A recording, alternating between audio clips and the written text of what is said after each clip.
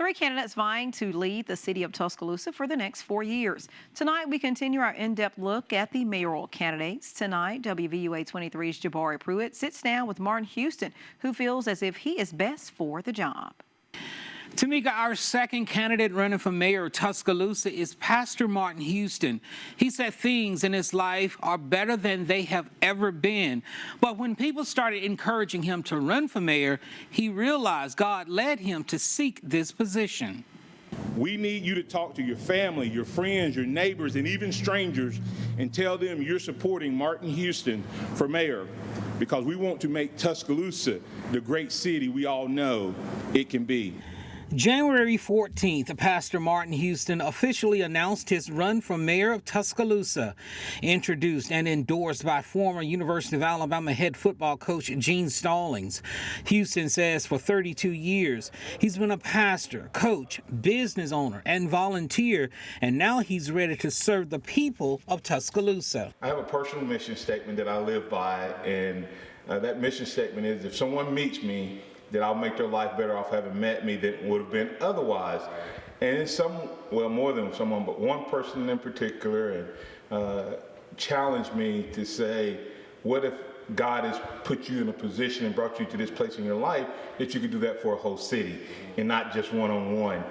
And with all of the other prayers that had gone up in my mission statement and that statement, and my desire to serve people and empower people to be their best, all kind of culminated into like the perfect storm and made this an opportunity that I felt like God had led me to see.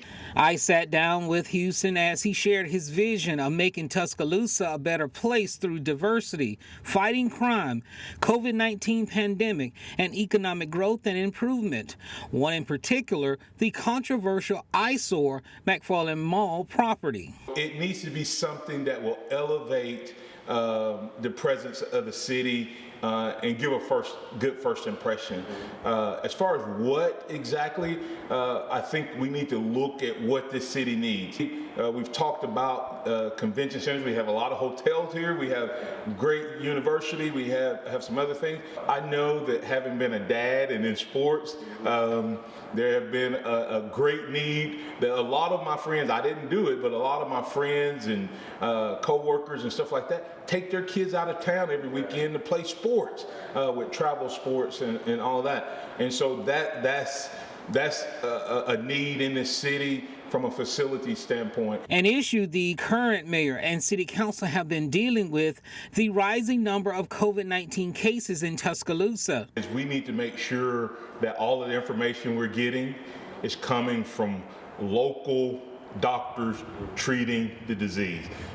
We have a regional medical center here. We have some key medical officials here. We need to have them as a part of the conversation and helping advise the mayor's office. The university in and of itself, they need to be at the table discussing how we manage to, look at the impact the university can have, not just on campus, but throughout the city. And then third is I think you need to bring in business owners who have totally been, kind of left out and negatively impacted by decisions. And then I think you need to have key city leaders. They may not have a business, but they know the pulse of the city. And I think you take that group of people and you develop a strategy of how we do this. Houston says COVID may never go away, so we can't keep saying shut down. If we keep shutting down, the cure is going to have a greater impact than the disease, and that's what we're trending toward. And so we have got to get to a point where we're making a plan of how do we live with this disease? How do we make plans? And I don't think the mayor can make that decision by himself. I don't think even the city council and the mayor. I think we have got to get those key people I just said there and make sure that it's people who have a vested interest in Tuscaloosa. Another big issue for Houston is transportation.